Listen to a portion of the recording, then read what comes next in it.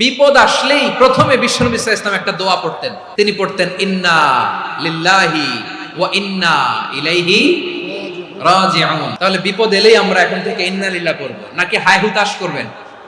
একদল আছে হায় হুতাশ করে, হায় আল্লাহ রে মোর কি হইল রে, মই কি হরমু রে, মই কমবে যামু রে, এরকম বিলাপ করতে নিষেধ করেছেন বিশ্বনবী।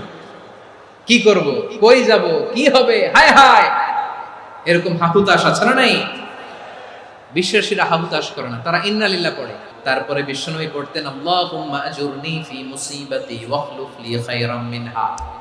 একসাথে প্রথমে পড়তেন ইন্না লিল্লাহি ওয়া ইন্না ইলাইহি রাজিউন, তারপর পড়তেন আল্লাহুম্মা আজুরনি ফি মুসিবাতি ওয়াখলুফ লি খায়রাম মিনহা, মানে আল্লাহ এই যে আমি বিপদে ধৈর্য ধারণ করলাম এটার সব তুমি আমারে দাও, আর যেটা হারালাম এর চেয়ে ভালো কিছু দিয়ে মেকআপ করে দিও, ভালো কিছু দিয়ে বদল করে দিও। সুবহানাল্লাহ পড়েন।